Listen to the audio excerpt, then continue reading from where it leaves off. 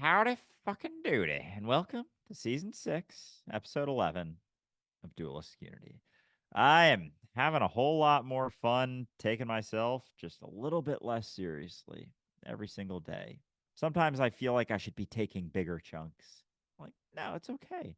It's actually easier to digest things the smaller bites you take. You think about eating a meatball sandwich. You eat that thing in 3 bites, that's going to be a fucking hellstorm on your stomach, on your digestive tract. It's got to do a lot of work. But if you take your time, you're a little bit more patient, a little bit more willing to just take in some of the flavors instead of guzzling that fucking thing as quick as you possibly can, there's going to be more appreciation. You're going to pay attention to a little bit more. You're going to learn a little bit more on the way. And so you assuming that you should be have let go of everything at this point is just going to make it a lot more difficult to do it right now, to take the little nibble. If you're assuming that you got to take those big bites, just keep taking the little nibbles of that meatball sub, and you're going to enjoy it quite a bit more. Because the important part is that you've already decided to eat it. See, that's the thing, is you've already decided to change direction. You spent your entire life eating another meal that you called identity, the idea of you, and you committed to eating that meal step by step, bite by bite, day by day, forever. And now you've got another sub and you've got another idea of yourself that is freedom. And you think, well, I just got to get through that meal and it's going to unpack, but it's not about that at all.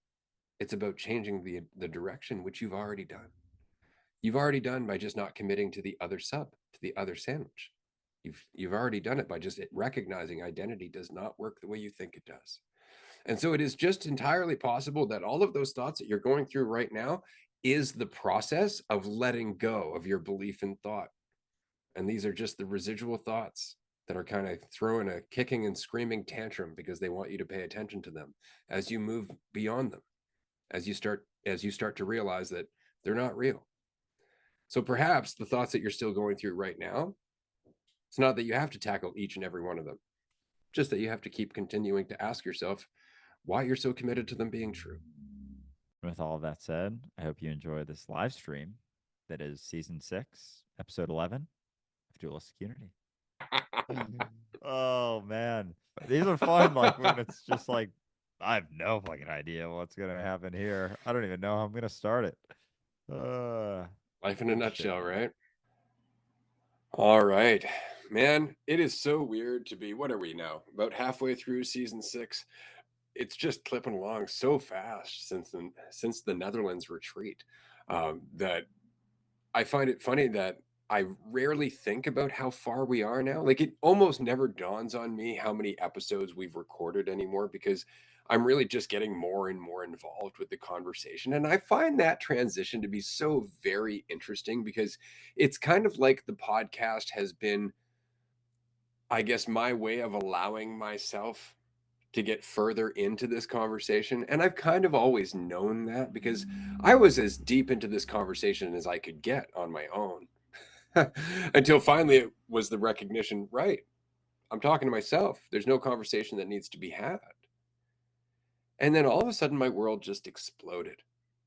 And there are people having this conversation with me now that at one point I would have told you likely I would never run into them. I've run into like half a dozen people in my life up until DU that would have this conversation before getting defensive, getting uncomfortable, finding something to hold against me in order to just build some kind of a buffer.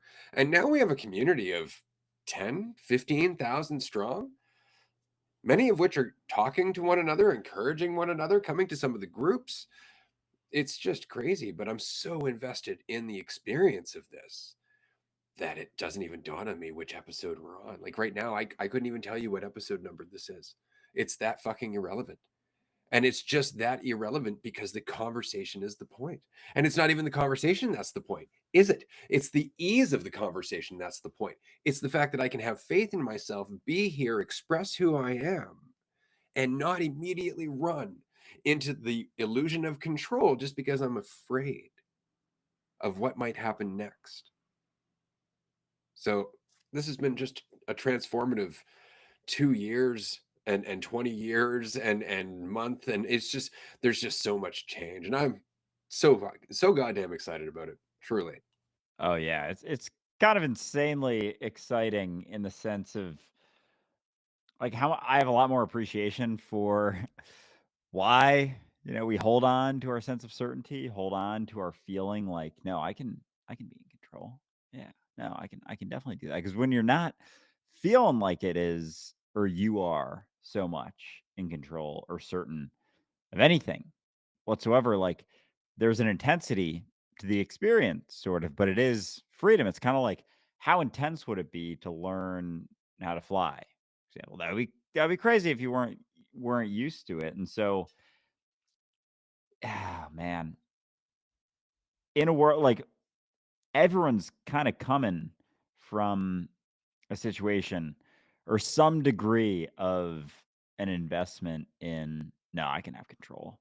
No, I can get certainty. I can be sure of this despite never being able to the entire time, like never actually being able to be sure. So then we just can have this tendency to revert to being sure about ourselves, because okay, if I can't actually be sure of as much of the things that I thought I could be sure of, then at least I can think about myself in a very specific way. But that's as uncertain as how your day is going to go, as who is going to be at the grocery store when you go to the grocery store later. Like, as certain as that situation is tomorrow, is as certain as you are to yourself. But it's just gotten so familiar. It's like, no, it must be that.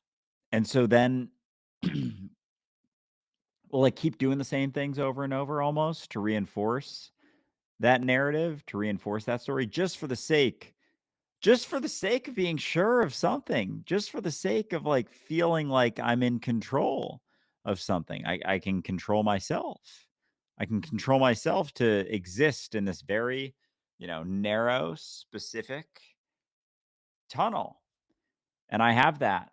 I have that power despite not being able to be so, and despite it being super, super uncomfortable.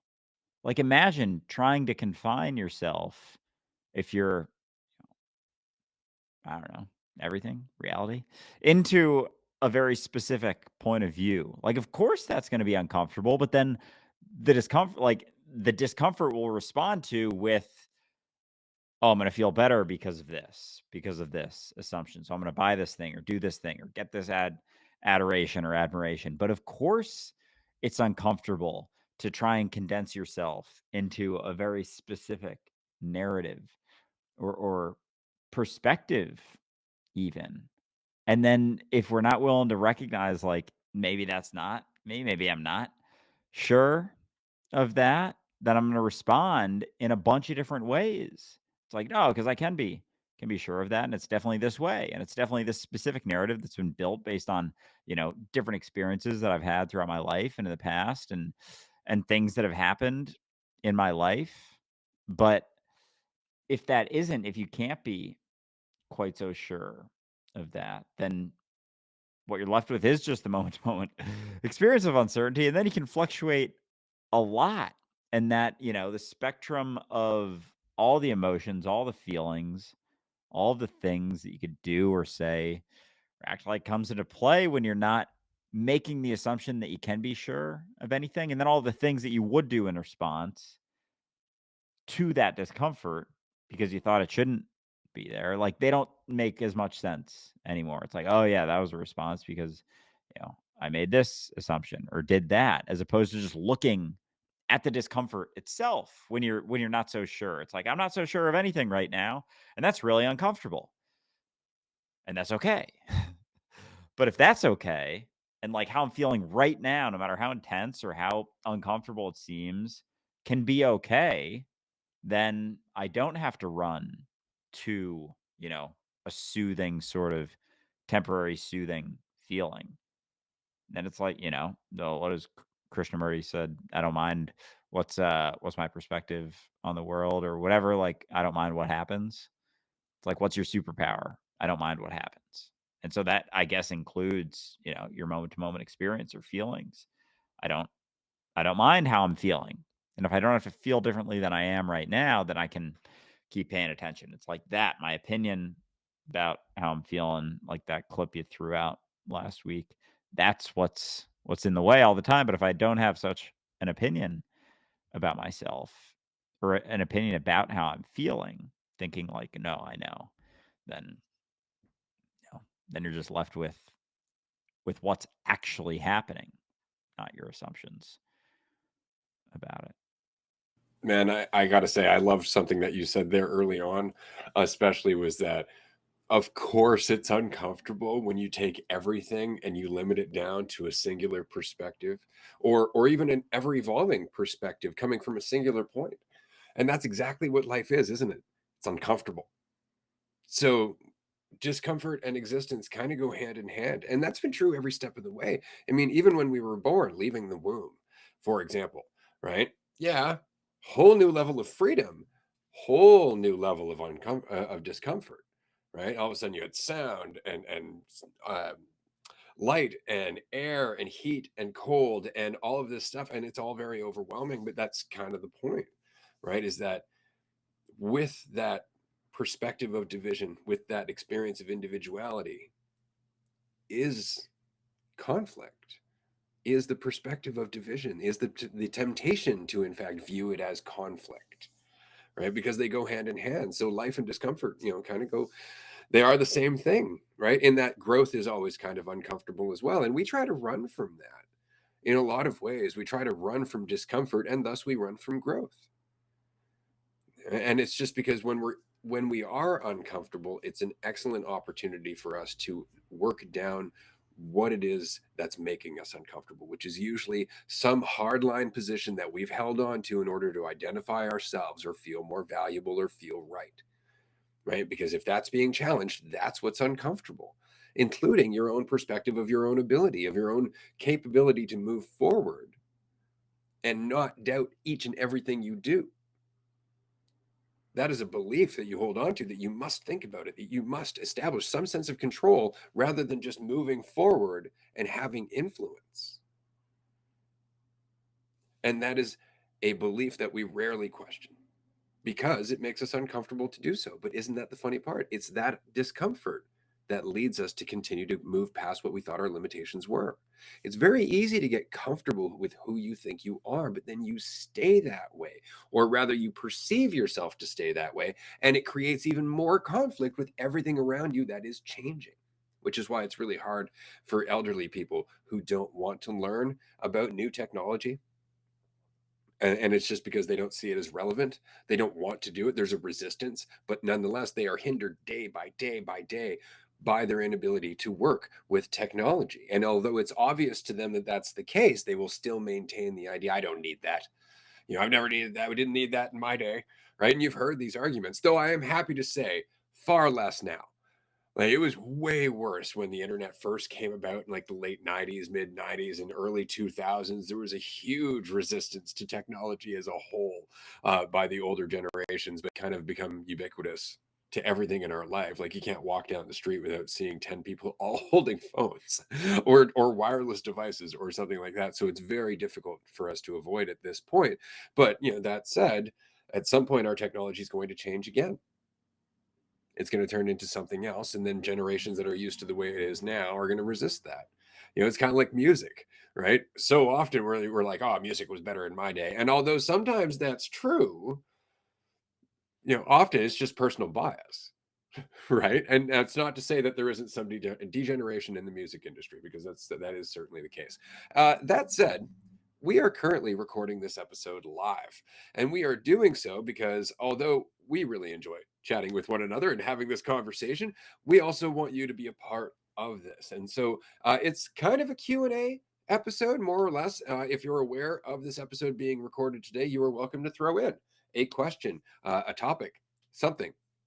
We do ask that if you can, um, don't ask things that we've already covered. Or if you have asked things that we've already covered, do understand that it's just possible we're not going to cover it again unless something new comes up in terms of an insight, right? And specifically, I'm addressing one question, which was about if we could talk about Jesus and Buddha and Lao Tzu. And I do want to address this because there was something to this question that actually did catch my attention. So which discussing the overall messages of Jesus with the Father, Lao Tzu, and the Tao, Buddha and Krishnamurti's style of not using specific names, but their overall teachings to freedom itself. Now, I thought that was really interesting, just because they're two different things, like in a lot of ways, because Jesus and well, Jesus on his own. Let's just take Jesus and put him aside. He was talking about God, like straight up talking about God, and he was doing so in a way that eh, causes a lot of difficulty and conflict.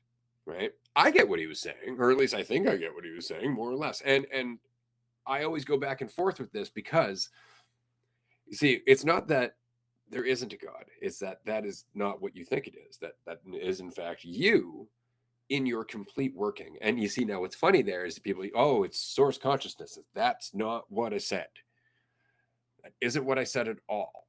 Right? It is you in your whole capacity as everything, which is to remove all division. Okay, because all perceived division isn't there. Okay, so even the idea of you as an individual within something, right there, you've lost the entire notion of God, which is why it goes back to what Lao Tzu was saying, the Tao that can't be told, right? It's not a concept. You know, that's why the Tao Te Ching, or the book of the way, right? It's just the way. It's like, well, what way? They don't even get into that. It's not the right way by any means, which is kind of cool, right? But that's why, in my opinion, Jesus was kind of barking up the wrong tree. While I think he was doing a good thing in terms of faith and recognizing unity, I think that the reference to the Father was as confusing as a reference to source or a reference to God. And I think that the concept of God is unfortunately probably one of the worst ones that we've ever held on to, instead of being the most skeptical of, because it's such a big concept. Isn't that funny? The bigger the concept, the more skeptical we should be. Yeah, it's like it's a direct reflection. And it's interesting how with God, it's basically just the ability to worship the ego, like ability to worship my idea of my highest self. And because as soon as there's some idea of God created me as something separate, it's like me created me. But like, what do you mean by me? Is it your thoughts about yourself? Is it where you think your skin ends? So like what exactly do you mean by that? And there's got to be a lot of certainty that's reinforcing that idea. And so with, you know, any talks of God, then brings you into needing to use your mind for it too and to think about it too. And so if you couldn't, and it's interesting that there's such a strong hesitation to not being able to use your mind or not thinking so much, because that's where all my false certainty comes from. But if I didn't use my mind, if I couldn't use my mind, then I couldn't be sure of anything at all. And then like you can glaze over it almost really quickly and just like not want to dig into that. And it's like, no, if you couldn't think, if you couldn't use, those thoughts, then you couldn't be sure. Then you couldn't know for sure any of it. And then it's like, okay, well, then immediately it's like, well, you can't prove that he's not. You can't prove that. And it's the same mechanism, just flipped on its head instead of recognizing that in and of itself. And so anyway, I know that question was brought up in reference to something we've discussed many, many, many a time, but it's fun to, revisit. Well, this is why, but again, as soon as it becomes an ism, right, or an itty, right, as soon as it's Christianity or Taoism or Buddhism, it immediately loses the point, you know. And this is why, like, you go a little bit further, and then you look at Buddhism. Buddha was just saying it's just you. That's the funniest part, is that to Buddha there was no God to talk about. There was just the experience of you. And so Buddha was really, getting to a point that was important as well. And then it became Buddhism, which means now you're a collective. Now you immediately identify as a philosophy or within a certain structure, which completely destroys what Buddha was trying to say, was that everything is the experience of you, everything. Which is why at one point he closed his eyes and said, I just experienced 10,000 lives. Because they all exist now. Right. And like he was making a point about subjective reality, which I always find really fascinating. And then, of course, there's Krishnamurti, who, uh, who, in my opinion, was taken too seriously, and that made it very difficult for him to act less seriously. Because there are periods in his talks where he actually kind of lets his hair down, as it were, and he becomes quite frank with you. It's kind of like what Andrew was saying earlier when he leaned forward and he's like, "Do you want to know what my secret is?" And everybody's like, "Yeah," and he's like, "I'm okay with everything." And everybody just kind of, they were puzzled by that, and some people were totally aghast by that. I've heard people get upset by even me just bringing up this point. Say, well, what does that mean? Because immediately you get, the atrocities. Immediately you get like, so you're okay with war, and you're okay with genocide, and you're okay with, human trafficking and all that. And what he was trying to say was, I'm not in conflict with it. Right? I'm not in conflict with it because it really does nothing to be against war. War is a reality. You being against it doesn't stop it from being a reality. But you not being a violent person works at it not being a reality. But you see, but you being against war itself, it's kind of like being against God. It doesn't matter. It doesn't do a thing, in fact, except change your life and your experience. And that's the point, is I'm against this. Well, I'm sure that's very self-validating. But what are you doing with your life right now? But if you're self-validating, that means you're judging. Right? And that's where empathy becomes very difficult. So if you are against war, for example, and you run into somebody who is quote unquote for war, you are less likely to empathize with why and actually have a conversation with them about that underlying bedrock, because you are against them, because you have taken a side that validates you, that you will not question because it would tear you down. And so all of a sudden communication becomes impossible. And so being against anything, being in conflict with reality, does nothing except keep us in conflict with ourselves. Ooh, well said. Because then it's like you're existing in a vacuum. Like, why are you against this or why are you for this? It's like, because it makes me feel better about my perspective of myself. But then you're going to be way less sensitive and way less empathetic and just not even willing get to a point that it's like, no, I am anti this. And that makes me feel very good about myself. And there's no additional interaction with anyone or anything because it's not necessary. Because no, I'm good because I'm anti this, because I have this perspective and this is the right perspective and this is the correct perspective and this is the perspective that allows me to just continue to be sure of myself without having any actual impact on the thing that I'm sure of. And it's like a very, very superficial, shallow way to settle is taking, even like taking a hard stance on something. It's the same sort of thing, but taking a hard stance is like the easy way out in a sense, as opposed to remaining open. But you have to sacrifice yourself in a sense to remain open. Because so much of me, so much of you is my hard and fast opinion, perspective on this thing. And so you have to be willing to not be sure of that thing that you're holding on to very tightly that makes you feel like you're a good person. I'm anti this, I'm anti, killing babies. It's like fucking congratulations. Does that really make you feel good? And then someone who does something like that, there's not even a and this is an extreme hypothetical that I didn't mean to necessarily run with, but when someone is doing that, like, you're gonna be way less willing to even look at them, like, even see them. Oh, fuck yeah. Fuck yeah, Marie.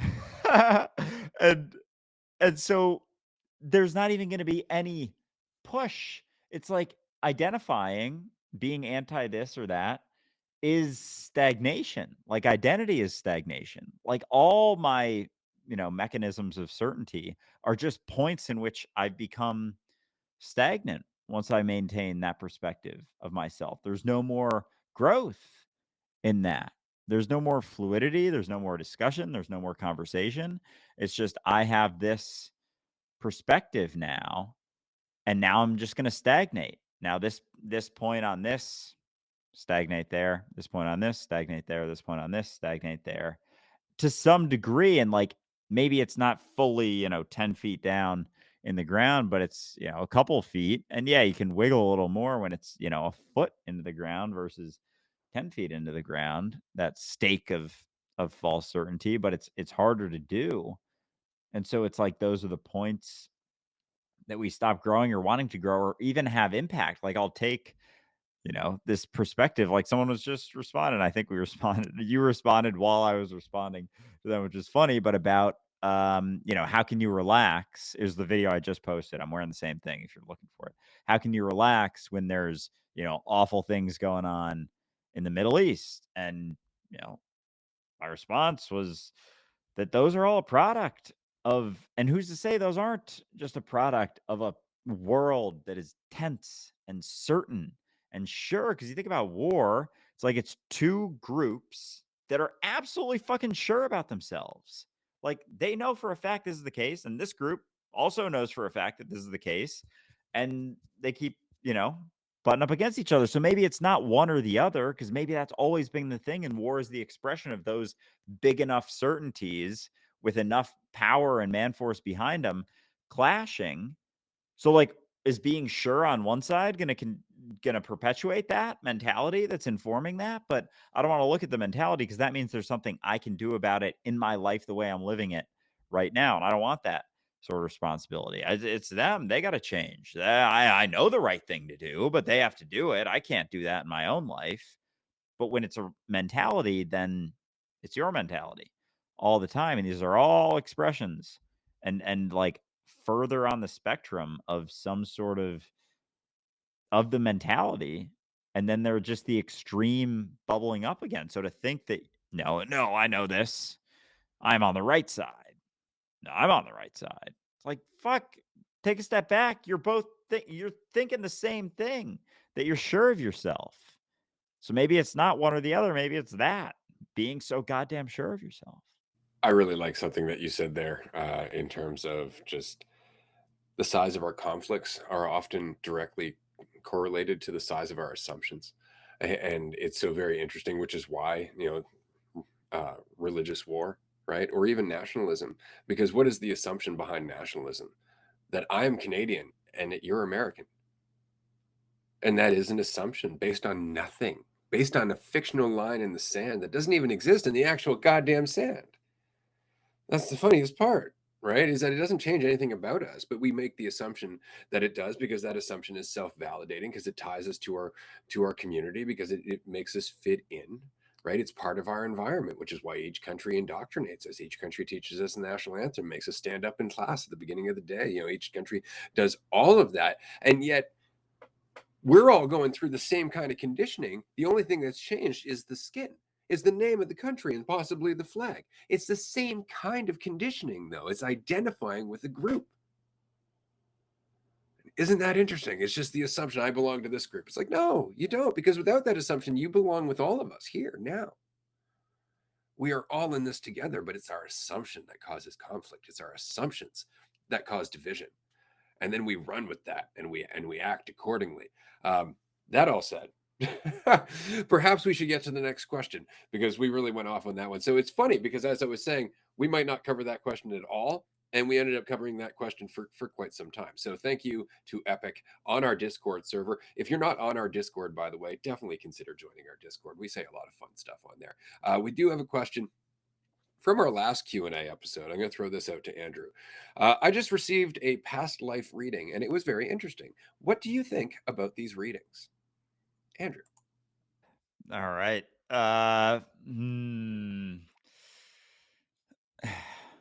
So I haven't thought about this in a long time. So I mean,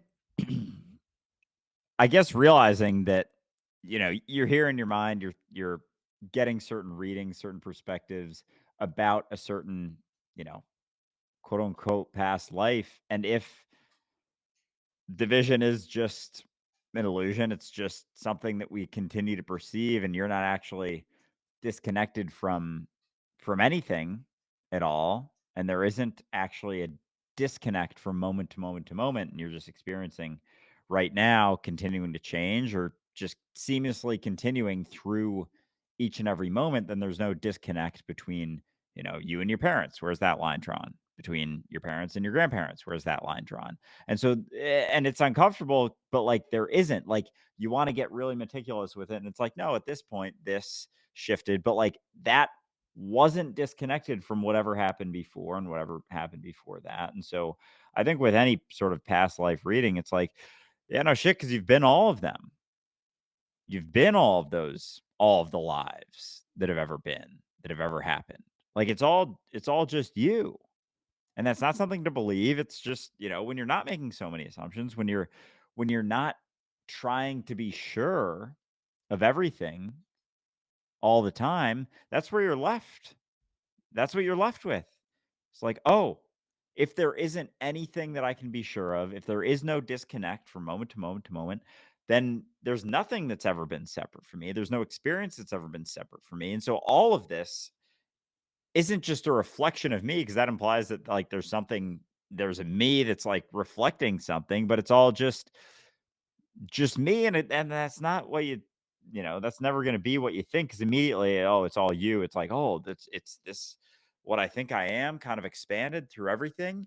It's like it's what's left, but at the same time, like, to like that's a component of it, but it's all conceptual, and immediately you're in conflict with stuff. And so anyway, the past life regressions and whatnot. It's like, yeah, it makes sense, but it's not. And like, quickly want to be like, oh, that validates some component of my story. Oh, that makes sense. Oh, that makes sense. This and that. And it's like, because it's all kind of like, it's all reflective in the sense that it is you. Like, it's one, talk about one body, cells within the body, but that spans for every historical thing that's ever sort of happened. And so it's not just, you go through your life and you experience certain traumas and whatnot, or situations, but that shit reverberates through all of life, like all of eternity, like and it's like we see certain conflict in our own life as, individual humans, but then as a society, there's like collective trauma and shifts. And we see that go back and forth between, going through world wars to depressions to more wars to, and this back and forth. It's like generational trauma. And like everyone's kind of stemming from that, because we're not disconnecting our experience. And so, society and culture and stuff, it makes sense why there's, waves and swells of certain things. We're seeing a resurgence in certain, psychedelic substances and cannabis a little bit more. And that's, from a component of this mentality that's kind of in conflict with this mentality. So anyway, I know it was starting with the the past life stuff, but just kept running with that. So Hey, those are some words. it's exactly what the question is for, is to see what the hell comes out of it, right? I really find it interesting because I spent a lot of time thinking about this. I've done past life regression. Like I've went to past life regression before, and I always find it really interesting because, on the other hand, I've also been, a participant in a great many other things, including theater groups, including, therapy groups, including all kinds of other fun stuff. And what's really interesting, and we were saying this earlier on in the episode, in the same way that you and I experienced a very similar experience in our life, in that we had authority figures, we had parents, we had schools, institutions, a country around us, and there was beliefs, and there was certain concepts, and there was religion, and there was certain ways to identify. And it's funny because both of our lives were totally different, and yet at the same time, all of that was true.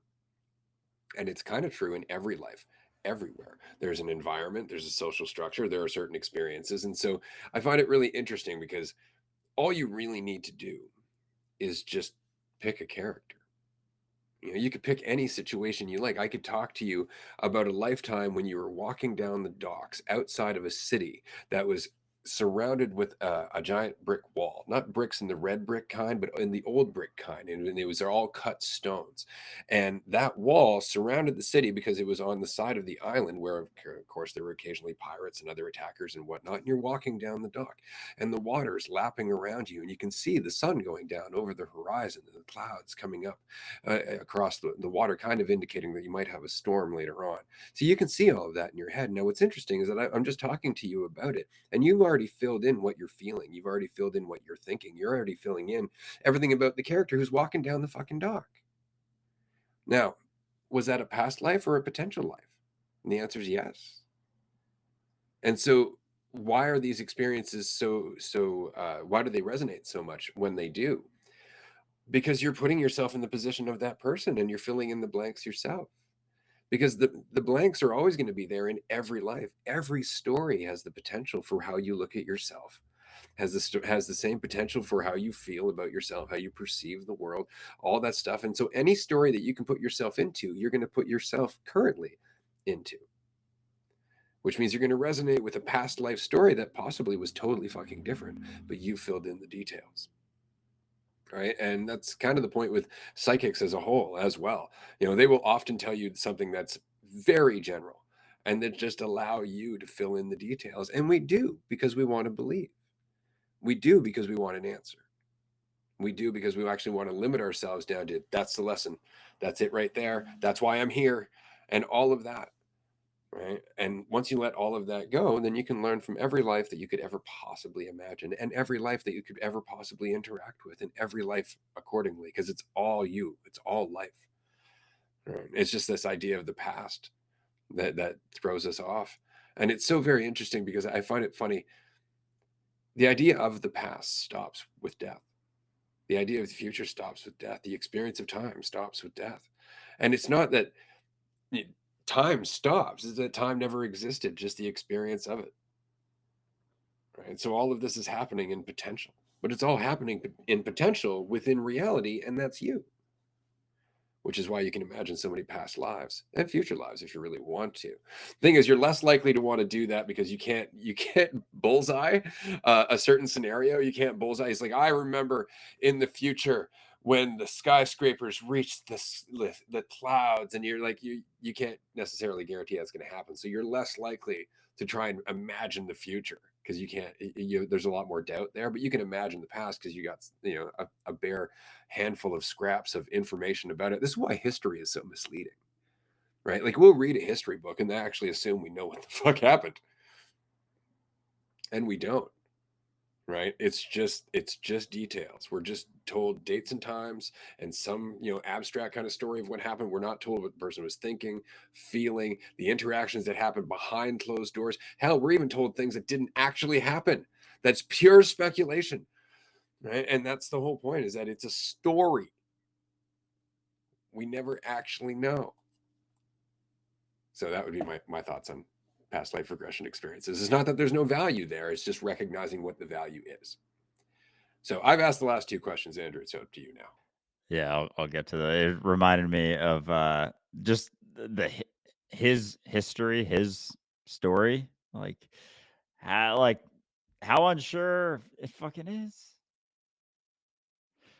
Like, it is kind of hearsay in a lot of ways, and it's just like, no, that's really uncomfortable to realize that maybe, the whole story of history and, like, what I think I remember is entirely entirely not what actually happened, because it's not what actually happened ever, and, like, different countries will tell different histories, and so, like, which one happened? Like, if one country tells one history where they won a certain war, and another country tells another history where they won that same war, then, like, we can't actually even know which things happened or how they happened. But it's like, whoa, hold on, wait a second. Because there's multiple histories for a lot of historical situations and things that went on. So, like, you can't really be sure of anything. But, like, Yeah, it's like that's fucking uncomfortable as shit. Because but then what are you left with? What thing are you sure of that you're left with right now? Like this is all you actually know. And so and that whole fucking thing with the beginning, if there's no beginning, then this is the beginning. If there's no beginning whatsoever, then this is it. And then there's not really so much of a timeline anymore. And the fullness of your experience is just how much you're paying attention to right now. But when we have a story, we'll nitpick at all the things that are happening right now. Only what is it? Your brain, they call it your reticular activation system. You only notice certain things, usually based on what you're thinking about. You're looking up red cars, all of a sudden you notice, like, whoa, are there a lot more red cars? So you start telling yourself a story about yourself, you start noticing that more. And it becomes a sort of self fulfilling prophecy unless you recognize that that's not all the information. That's not certain. You're not in control. You can't do things to know that for sure. You're just noticing specific things that are validating this story and narrative you have about yourself. So anyway. um all right. Oh, we'll get this one out of the way. Do you play hide the sausage on retreats? We do not. We do not play that game. No, not really sure exactly what that is, and I'm not gonna ask either. So, um, well, here's another one. I can take this first quick. Tired of my 9 to 5. Any suggestions of how to get out? Um, so I think there's a lot of ways you can think about this or wonder about this. I do think that Dualistic Unity Life Troubleshooter be a great place to start with a question like that because there is so much both nuance and detail and things that ways of looking at it that you could do that it's going to factor in a lot of those. But real quick, I think taking that time, if it is a 9 to 5, like you do have more time throughout the day. You sleep a certain amount of time, you eat a certain amount of time, but there is some free time in there. And so it really comes down to you, like how badly do you want to not be working this 9 to 5? Then maybe some of that free time goes towards working on something else that you may want to do or trying your hand at a certain thing. But until that point, also being willing to factor in all of the other considerations about, what is it you're really not liking about 9 to 5, because there's a lot of things that factor into that situation. And so like being more honest about that instead of just assuming like if I do something else, it's going to be better. And I know that, like being willing to, you know, kind of take a step back, relax, take a deep breath, and actually think on, where this aversion is coming from, and then taking, some of that free time to maybe focus on something else and see if that's something you actually want to do, more so than the 9 to 5. But there's also a bunch of different types of 9 to 5s, and it's just, a means of scheduling your day at the end of the day. But I hear you. Yeah, it's a good question. It's funny. I have a varied opinion on this, and for everybody watching on TikTok at the moment, we were asked about perspectives on leaving your 9 to 5. Uh, you can do it in a couple of different ways, but as always, you can err. You can lean a little bit too much, and what I mean is that you could play it out carefully, where you are saving, get an idea of what you want to do. You start learning about the business that you want to get into, the entrepreneurial path that you want to take yourself, and then so you save up, you get a good cushion. You do what you can in your part time, and do all that, and then after years and years and years of part timing it, you finally get to a transition point where you can go into it full time, and that's how your life changes. So that's one path. Now, the problem is that you can err too much on the side of caution, in which case you never actually end up committing enough to go from part time to full time. And because you don't make that transition to full time, it can never become a full time endeavor. And so there's always going to be that need to leap. There's always going to be that requirement for you to take that risk, to take that chance, even with careful planning, even with sitting there and counting your pennies and making sure you've got yourself covered. You still don't know. So you're never going to feel totally comfortable leaving that secure job for a path that's not the 9 to 5. Okay, so just keep that in mind. The alternative to that is throwing caution to the wind, quitting your job, doing it the hard way, slugging it out, doing whatever the fuck you need to do. And sometimes that means like working, a couple of odd jobs to make to pay your bills while you put all of your extra time and attention and sleepless nights into your passion, into your business, into what you want to make. And you can do that. It's just a lot harder. You may have to have a lot, you may have to give up some things, is what I'm saying. You may have to scale down how you live. You may have to sell a few things. You may have to go through it the hard way. And then, the thing about that path is it's going to teach you humility. It's going to teach you didn't need any of those things to be who you are. It's going to teach you how strong you are. It's also going to teach you what your priorities are. Because when you go through that much fucking hardship, you don't give up. You're like, I've been through this much. I'm going to keep going. And then when you finally do get to that point where it is your full-time endeavor and it's paying, because it's been your full-time endeavor for God knows how long up until that point, but when it's paying, you look back and you realize how much you learned, not just about the business, but about yourself. And that is just another leap. And I guess that's the point, is you're going to have to leap regardless. The question is when, and how much hardship and challenge are you willing to face along the way? But it's going to be difficult one way or another, because you're either sticking with the job that you don't like in order to get to the job that you do, or you're saying fuck it and you're going straight into uncertainty. And then it's all about what you make of each and every moment. But if that's true, then that's true at work too. So there's no right path. Well fucking said. I like how you you took my hesitancy. You're just like, that's one way. Yep. And this is actually a way that you're probably gonna learn a fuckload more about yourself and diving on in, because one way or another, doing it anyway. At the end of the day, like we were talking about on Patreon before, you can come up with all the fucking thoughts about a situation, considerations, pros and cons lists, analyze this, analyze that, break down this data, do this, do that. But at the end of the day, you're still jumping in. You're still stepping into something that you don't know, one way or the other. And even if you keep the 9 to 5 job, you still don't know what tomorrow is necessarily going to bring throughout your life. So, anyway, yeah, well said. Do you have any more questions? I got one from our Discord community. You want to throw that in? Let's do that. Sure. All right. Current stitch I'm working through is recognizing that I have been displacing my own judgment of myself onto another. The kicker is that it involves money or a job, which is something that one needs to live, but where does that end and the judgment about what it means about me end? So this is a tricky one. And again, like it's difficult because on the one hand, you're like, you need to get a job, you need to participate, you need to, do all that. And so I can only assume that this is either like a partner, somebody that you're living with, or a kid, possibly. And I would say that it really just comes down to what you're willing to do and what you're willing to put up with. And I don't just mean put up with in terms of them. I mean put up with in terms of your life. So what I mean is that, so let's just say it's in regards to a spouse or a partner. Okay. And they're not working, they're not paying the bills, they're not doing all that. You don't have to stay with that person. You don't have to stay with that person, and you can communicate that they're not keeping up their end of the bargain.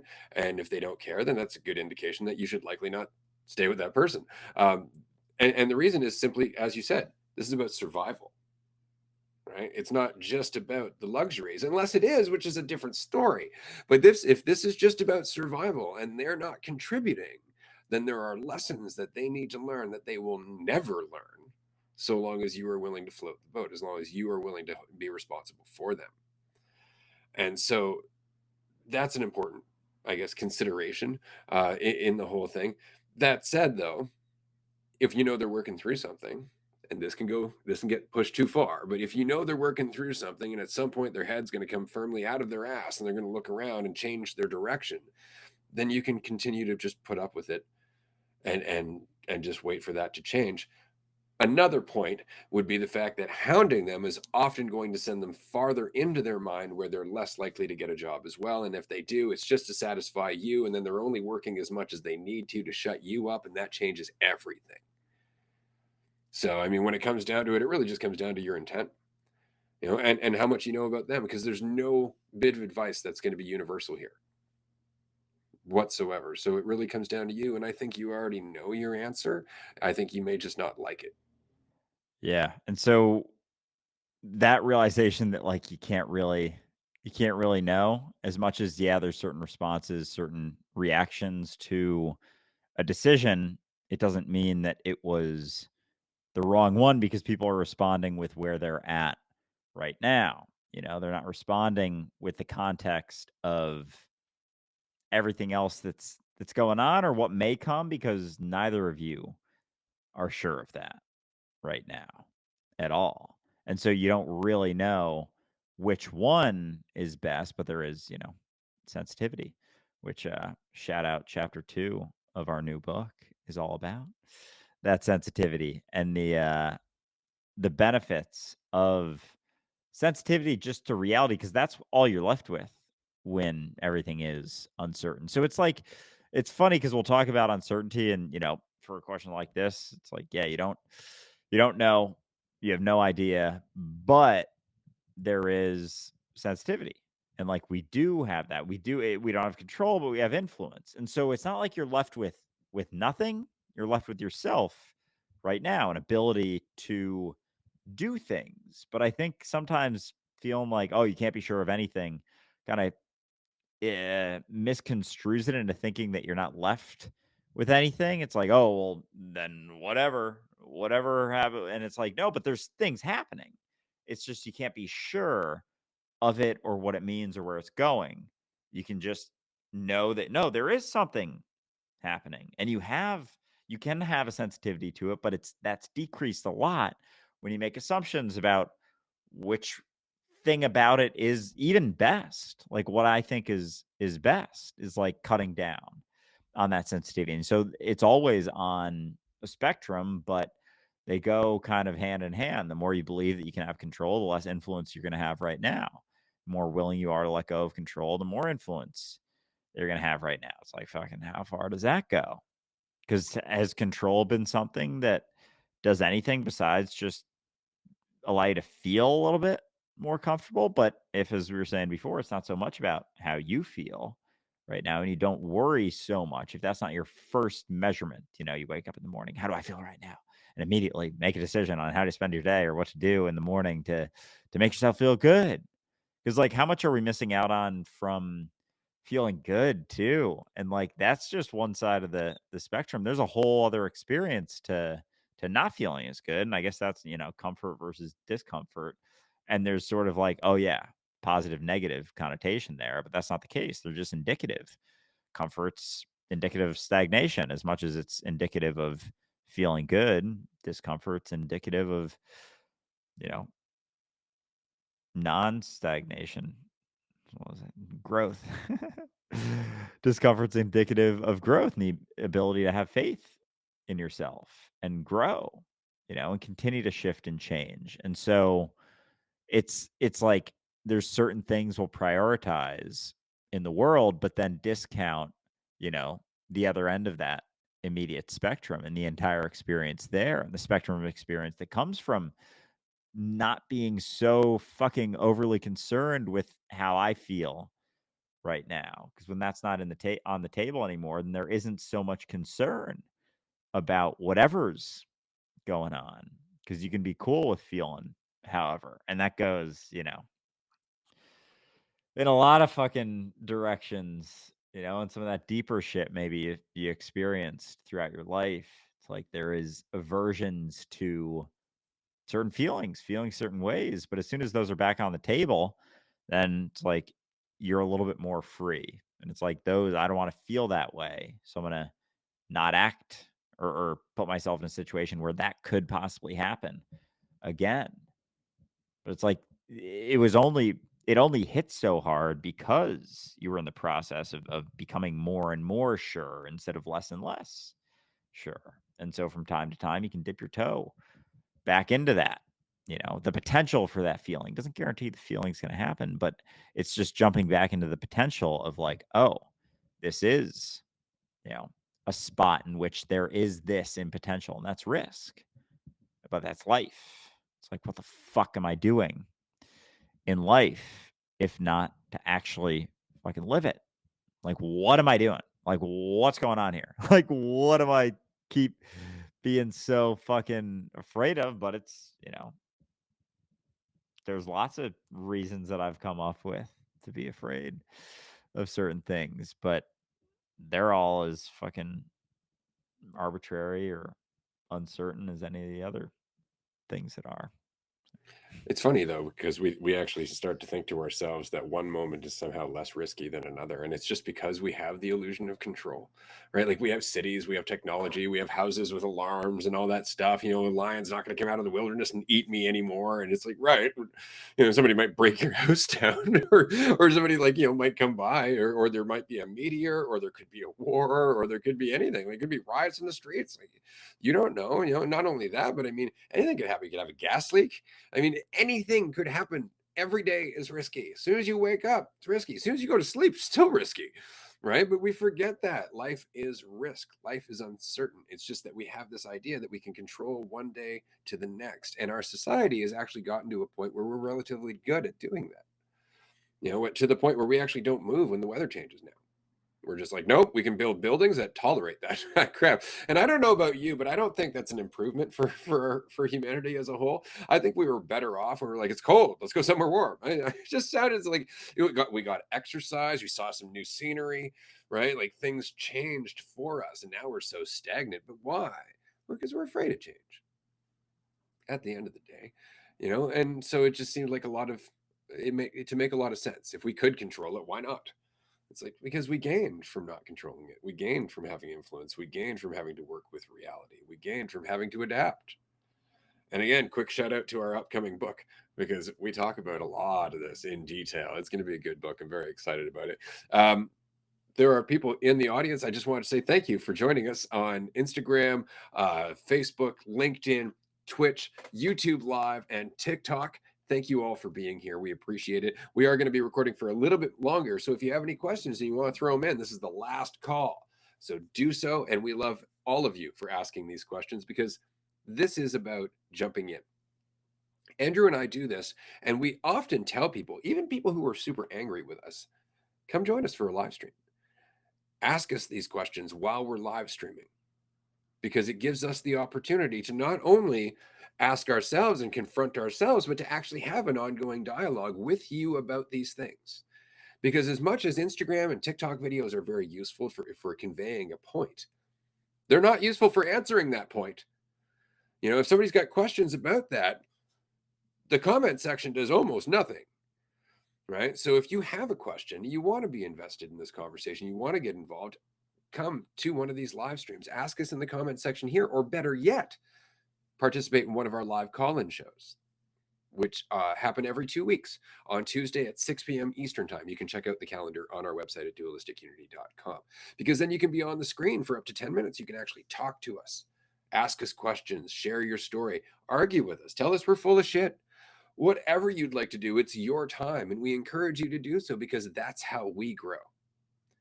It does nothing for us to limit ourselves in how many people we're talking to. It does nothing for us to avoid people who are angry, which is why we go toe to toe with internet trolls.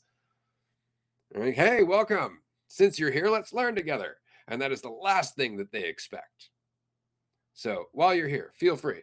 Ask a question. If you don't ask any questions this week, do join us on a Tuesday when you can ask some questions, or Wednesday, 6 p.m. Eastern Time. We have a free public group each and every week, and you can register at our website. Fuck yeah. Yeah, it's fun to be able to just like, chat with people about stuff cuz if you're not holding on to anything or you don't feel like you're so sure of anything, then you can just jump in and throw in to a situation. And if you don't need to be sure of anything or even knowing like you're not going to be able to be sure after the thing happens anyway, then there isn't really so much concern going in to new stuff. It's like, oh, I'm gonna find something out, gonna experience something, gonna find out something new. And it's like, with the stagnation of the world, the solidification of cities, and like it's all very much fucking expressive of control in a lot of ways. Like, no, I can absolutely control this, but like we totally miss like lost life's like the adventure of life in a lot of ways. And I think that's why sort of travel is lauded.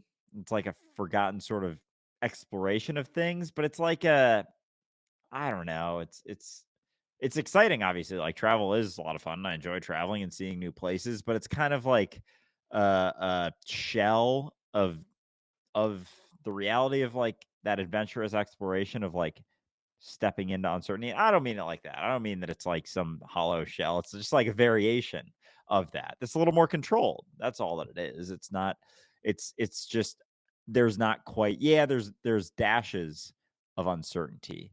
And you can make it less certain by, showing up without a plan to a situation, to a new city. That was something we talked with Lisa Ann on and during that episode, whatever fucking season that was, maybe season 3 was just going to a city and showing up and not having a plan. She said she loves doing that when she's going to a new place. And it's so funny because like I can hear myself responding to that. Someone else that I know responding to that, being like, well, no, like, because then you might waste the day.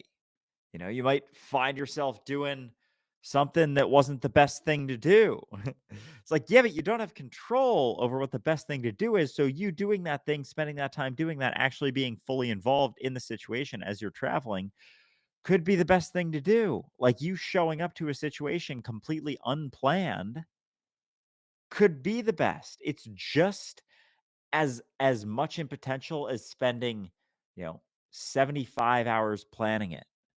It's just as much in potential as zero plan whatsoever. Just showing up raw, uncut, authentic, yourself, actually paying attention to the situation, involved in the situation, sensitive to the situation, not feeling like you're so sure about what's going on. Because as soon as you're sure about what's going on, it's a lot fucking harder to be sensitive to the situation. It's a lot harder to actually be paying attention. So, sometimes you can get caught trying to have your foot in both worlds, like trying to be sure of something, but then knowing that you can't be. So then it's like you're getting all this fucking conflict in your head, but then there's the certainty that this, whatever conflict in your head shouldn't be happening. And you're just doubling down on the certainty. And then if you're like, well, maybe I don't know if this shouldn't be happening right now. Maybe I'm not so sure that I shouldn't be in the shit right now. At least there's not that conflict. And then that, allows it to maybe unravel a little bit because it's like a point of resistance wherever I'm at, like whatever I'm going through, whatever I'm doing, even if it's a habitual sort of familiar thing that I do, I can maintain the assumption that like I shouldn't be doing it. But like who's to say that? You don't know that either. And like I'll grab for that. I'll be sure of that. It's like, no, this feeling definitely shouldn't be happening. These thoughts, this situation that I'm in right now definitely shouldn't be happening. Like, I don't know. I feel all sorts of stuff throughout the day. You know? That ties in really well to the next question that we have in our comment section. What should we seek if it's not control? So I think it's not like, oh man, because seeking for control is just continuing to grasp for something you're never going to grasp. So like I can't necessarily say that that's something you shouldn't do. Like you can if you want, but there's going to be a trade-off because it's never actually going to happen. So what's the alternative? Relaxing. Like seeking and relaxing can't really go hand in hand because when you relax, like even the thought of relaxing is like I imagine myself, drop my shoulders a little bit, taking a breath, and I'm sitting here. I'm just here being myself, whatever that is. And it doesn't mean that I'm not going to continue to do stuff, but it's like seeking and doing things right now. I kind of don't go hand in hand either. Like as long as I'm seeking, like that's the thing I'm doing right now. It's like, oh, I'm reading this new book. Why are you reading the book? Well, I'm seeking more intelligence from the book. And it's like, all right, so are you reading the book or are you seeking? Well, I'm reading the book with the intention of seeking this thing. It's like, so you're not actually just reading the book for the sake of doing it. So everything has this like additional layer to it, a reason. Oh, what's the point? What's even the point of this? What's the point of this conversation? What's the point of reading this book? What's the point of doing fucking anything? Because there isn't. There isn't a point. But as long as I need a point, I'm going to continue to need to do things that only reinforce this very assumptive point. Like, oh, the point is for me to get better, for me to improve, for me to become more, for me to become more than I am right now. So everything you do is going to try and reinforce that. And as you feel experiences where it's like discomforts in response to that, you then do things that make those discomforts feel better so you can get back on track to, seeking to become something other than what you are, which is fucking impossible. But you can continue to seek for something else, for something different, to lunge for more. No, but and it's just your assumptions about yourself keep changing. But so what to do outside of seek? Relax, because then that's actually prioritizing your experience right now. Because as you're seeking, you're discounting life. You're discounting your experience right now. And that's all you got. That's all you ever have. It's the only thing you ever have to pay attention to or relax in response to is whatever is happening right now. But a common way of avoiding what's happening right now is seeking. And then it's like you never actually live your life. You're always doing it you're taking this step for the second step. So you're living a second stepped life. Exactly. Well said. It's so funny because that's the alternative, right? You stop seeking, and what you end up with is expanded awareness. So it's like, what should we seek instead of control? It's like, well, don't. And what you end up with is awareness. And that's the alternative to control, influence, right? Actually taking your moment to moment existing and just bending all of your attention to it, just paying attention to it, not getting in your own way. And that's the problem with control, is it gets in the way.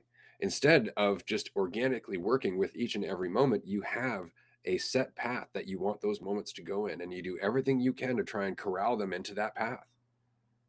And it changes what you get out of everything, because now you're cherry picking. Now you think you know what's best. Now you actually have an idea of where you should be going, instead of growing from each and every moment in a way that is more organic and suited to your environment, to your life as a whole. See, that's the whole thing. Like, if you were to look at, let's say, animals that adapt over time, animals that evolve versus animals that don't, natural selection, right? The animals that evolve are the ones that are paying attention, and the ones that don't are the ones that are in their heads, not paying attention, not changing, not adapting, holding on to what they used to know, holding on to how they used to do things, holding on to what's familiar, right? So it's in letting go of that you allow yourself to adapt, not in a way that you think you should, because that's all based on the past, but in a way that you actually should, that you actually are, based on what's happening in the present. And so I would say that that's the big thing, is it's not seeking, as Andrew said, it's living. It's like, what should we seek? Well, the alternative is just to live your life. You could not think that there's a pot of gold at the end of the rainbow, or a Shangri-La to reach, an enlightenment, a heaven.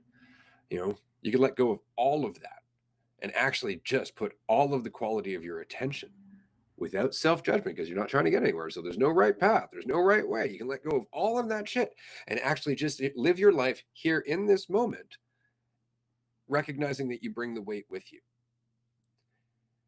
And that's exactly what would change everything, is if we all just did that, which is exactly what John Lennon was talking about. And imagine there's no heaven. It's easy if you try. No hell below us, all above us, only sky. Like he's talking about, imagine if we were just here in reality.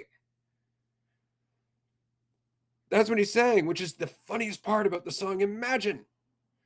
Because we've been so caught up in our heads for so long that we are playing a game of pretend in numerous ways that we don't see, to the point where being in reality actually seems like something that's far-fetched and beyond our ability.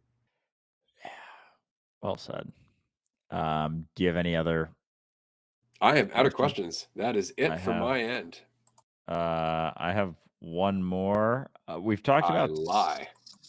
all right. Nice. I've one other. We talked about solipsism. We've talked about it in the past. I am not sure, but I'm pretty sure we have. I don't know if we've done a community topics. You know, Um, it's funny because that was one of the very first accusations I ever dealt with when I released that video from 2005. Solipsism. And it's because I'm saying that nothing exists outside of your awareness. What I'm questioning is the idea of what you are, right? And so that's the whole thing because we're talking solipsism is the idea that nothing exists except you and your mind, right? So you can see how that might be problematic. But oddly enough, that's often what people end up getting caught in when they're thinking about themselves all the time. They don't even realize that they think everything comes back to them, but that's how they perceive the world when they're thinking about themselves as an identity. So that's kind of funny because that's solipsism on its ass. But what we're talking about here in terms of the reality, and this is why I like referring to it as solipsistic pantheism, because pantheism is the idea that everything is God, that everything is God. And solipsism is the idea that everything is you. And they're both true, right? It's because you are not what you're thinking of, and what remains is what is. And that is exactly what's aware of itself, what is. Everything in reality is aware of itself. Isn't that funny? And yet we still end up thinking that it's separate things. You know, like every cell in my body is aware of itself as me. But I lack the perspective because frankly I'm too busy looking at myself in a certain way to understand that I'm connected to everything despite the fact that it's fucking obvious. Like it's ridiculously obvious. It's just that we suffer from extreme cognitive dissonance in terms of we don't want to see that we are connected because it would require us to let go of our selfish ambitions, right? Like it's much harder to justify getting yours, Jack, when it hurts other people that are also you. well said. Yeah. And so the question was, is solipsism paradoxical? And so I guess, I mean, everything you just said is kind of can be a response to that, basically, that it, there is the perspective of you and everything being your mind, but that's not what you think. Like, because anytime you say me or you, it can be immediately filtered through an image, through perception, right? And that's kind of a lot of what Jesus was talking about with, I mean, where I think, as you said before, he got kind of caught up or tied up was in, using a lot of those words. So anyway, um, with solipsism, it's fascinating because it is right in front of us all the time, and it's just like layers upon layers of cognitive dissonance, but it's also just one mechanism of all of that cognitive dissonance, believing that I can be sure of something, of anything ever. So it's yeah, it's a fun one for sure. It is a fun one. We do have a few more questions that have emerged in the last few moments since you were talking. There was two that came first, but there's one that I want to ask first because honestly, I've wondered the same thing. Andrew, how come so many people ask you what your freaking skincare routine is in your comment sections? Like, what's up with that for real? Dude, it's a great question. I'm not quite sure. We have talked a little bit about that because I would say that Ray should be getting that question far more frequently than I do, considering we're a good 16 years apart, and that man is glowing. So I don't know why there aren't more on Coalition for You and Transcending Me account. So that's going to be my very presidential non-answer right there. Is why aren't there more? Right. But I do think there is a stress component that comes with a lot of the shit that we do to ourselves, and it's interesting when you become maybe more aware of your own habits, behaviors, and you can let them go a little bit more. It's like you feel like you're feeling more and like there's more intensity, but like someone who maybe feels like they're not feeling as much or they're more tense or more, suppressant of certain things, trying to be something, like all of that tension is still under the surface. And so something like, I don't know, skin or disease or whatever is going to be like come up through other ways, through other mechanisms, is like the underlying tension. A lot of that is death and respond to extreme tension that like we don't want to recognize. So the more it's like the more you feel, the more potential you have to be healthy, and like the more you're willing to relax and just feel everything, like your body's not taking quite so much of a hit. And so yeah, I don't anyway. Those That's a some good I know answer. that wasn't really a response to that specific question, but it's what I got. I thought it was a good answer. It's certainly better than my answer. It's because they're fucking superficial. That's why. That's my answer. Is because that's what they're looking for. Is what they value in themselves. So that is why they ask so often. That is why they come into a conversation that has relative depth and they just miss it entirely, which is both entertaining and slightly sad. But it would only be really sad if you have some expectation. As far as I'm concerned, they're just on the path, and that's it. It's like, what's that? You're self-absorbed and superficial at the moment. Buckle up, because life's about to kick you in the nuts. That's more or less it. We do have another question, but I'll pass it to Andrew first if you have any questions. Uh is there this is kind of funny. I'm sure you got something in there. Is there anything you know you need to talk about but can't or won't? That's actually a very interesting question. I think I'm kind of curious. I kind of want to throw this to Ray if there's anything that's I don't know, something maybe that you say you don't make videos about certain insights or thoughts, and if there's something you want to just like fucking throw in there towards the end of this episode here. That's a really good question. I think it would really depend on what the context is. Um, like for example, I typically don't make videos about. Well, actually, a good point would be the conversation that we were having earlier this morning, before we started recording. Our episode of Raw, which I think was episode 140, that'll be released later. We were talking about the distinction between neurotypical and neurodivergent, and that's something that I've avoided talking about to a very large degree, and it's only because I understand that when somebody holds on to a label and they oversimplify that label and then you question that label, they feel like you're questioning them.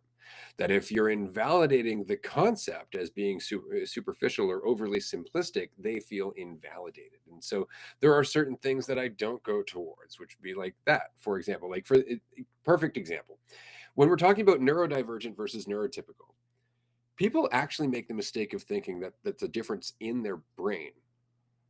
Like people actually make the mistake of thinking there is an actual physical distinction between neurodivergent and neurotypical.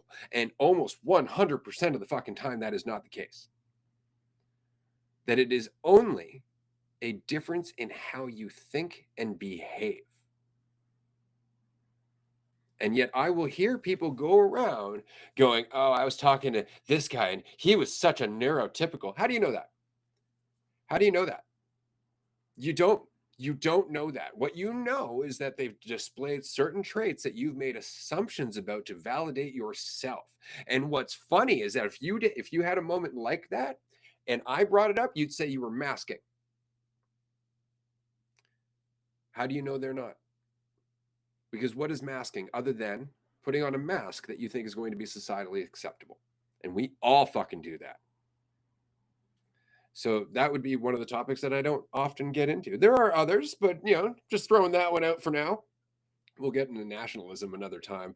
I know there was a long period of time on the podcast where we didn't get into gender identity, and that was a topic that I was avoiding for the most part because I was still working through it to a very large degree because it's very difficult to have these conversations about identity as a whole. It doesn't matter if it's religion, nationalism. It does not matter what it is. Okay, if you have a conversation about identity and somebody holds on to that identity as truth, as a testament to their value and worth and community and fitting in and all that shit, you are going to offend someone. And so it's really important to kind of go through it and recognize how to empathize with them first. Because this isn't a war against conceptualism. It's not a war against identity. This is understanding ourselves. This is actually coming to terms with what identity does and why we invest in it. And if I'm out there attacking people who are still identifying, or if I'm out there deliberately offending people who are still identifying for the sake of validating myself, well, then I'm missing a lesson. Whereas if I am deliberately speaking to a point that I know is going to offend someone based on their state of mind, not because of my deliberate intent, but despite me trying to avoid it, there's nothing I can do about that. So it's an excellent opportunity to kind of dig into yourself and find out, like, are you trying to change people, or are you just trying to point something out that's hurting them? And that's not telling them to change. It's just giving them the opportunity to take in more information. And oftentimes that just comes down to being yourself and letting whatever happens happen in the moment without so much of a fucking perspective of that. But just yeah, just able to not make so many assumptions necessarily about them, or that there is a right or a wrong way to be or act or live, or any of it, because it's more comfortable to think, oh no, there's a right way and I know it. Like, or there isn't, and you just have to keep paying attention to what's going on. And then it's not about changing anyone. It's not even like something that you feel like you got to do, but because it's like empathy, empathy has its own action, in the sense that I've never thought of it like that. Oh shit. Empathy has its own action in the sense of when you're not holding on to a right way or a right answer, but that's combined with empathy. It's like there are actions that stem from that. It's not that empathy itself leads to, you know, yeah, I never really thought about that. When you're just being empathetic, there's a natural sort of action that comes with that. As opposed, I can't even remember how I was thinking about it before. It's like that empathy, sort of when you're empathetic, you act in a certain way, which is kind of the same thing, but like not really. Like when you're being empathetic, there's actions that stem from that that don't have to do with your maybe conceptual idea of what empathy is. Because empathy does tend to have, the comfortable, nice undertone to it. And that's not it either. Empathy is raw. Empathy is very, very uncut, in the sense that it doesn't fall on one side of the spectrum or the other. It's just that you're there with them and you're interacting with yourself. And so anyway, one of the things you said about the neurodivergent, neurotypical, that I wanted to mention was just like you said at the end there with the masking, and like how, so it's basically like neurotypical is just people who are better at masking than And don't know they're neurodivergent doing it. and That's have the no worst part. idea. They have no idea they're doing it. They're just doing it because they've been well conditioned. And yet, we'll look at them as thinking that somehow, they're the ones that are better off.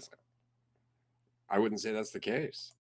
At all. And there's just a difference in the repercussions to it. And like how much of our experience is not like is like all the things, the ways we think about reality, the world, certain, anxiety, fear, worry, greed, anger, depression, enlightenment. Like they're all words, but they're all ways of defining like where we're at on a spectrum.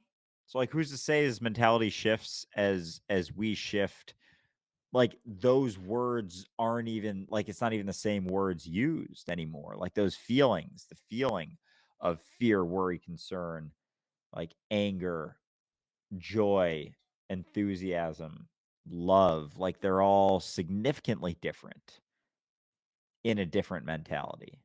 And so they're kind of just responses or things that we experience or feel based on an underlying mentality. And they're all sort of expressions of that. But makes me wonder. Did we have any more Actually, questions? it's funny because we do have two more, but these are going to be quick because one of which we already answered. How do you feel about seeking evolution? This is the very same answer as seeking control. Whatever you're seeking, you're getting in the way of in terms of evolution, or in terms of alignment, or in terms of happiness, fulfillment, authenticity, being yourself. Just be you. So you don't need to seek evolution. The idea of evolution is you change with your environment as you pay attention to it. So it takes care of itself. Just pay attention. Second question: any tips to be more easily authentic? Now, the funny part about this question is that any answer I give you actually makes it more difficult for you to be authentic, because then you're doing what I'm saying instead of doing what you're doing. So if you'd like to be more authentic, just admit you're confused. Stop trying to find an answer. Stop trying to be certain. Stop trying to be something. Stop trying to feel a certain way about yourself, and just admit you don't know. And then whatever comes out of you at that point is about as authentic as it can be. Until then, it's just authentically trying to be an illusion. That should go on some merch. Authentically trying to be an illusion. Because, oh God. Yeah, you can't even answer that. There's nothing that you could possibly even say that. And it's like the best thing someone could do in response to that is literally just like not say anything or give any sort of direction, because it's the directionless is when you're being authentic, when you're not relying upon, looking down the path. What's this going to mean? Where's this going to go? What's going to happen here?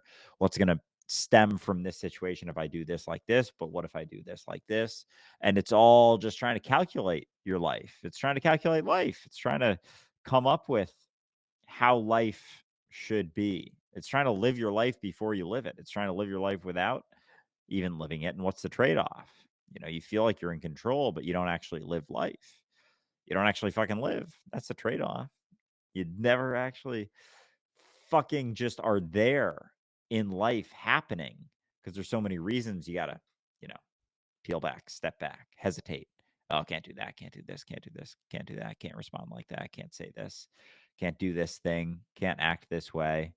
And that's the shift typically from like going from child to adult, is just more and more hesitation, more and more rigidity, more and more tension, less play, less relaxation.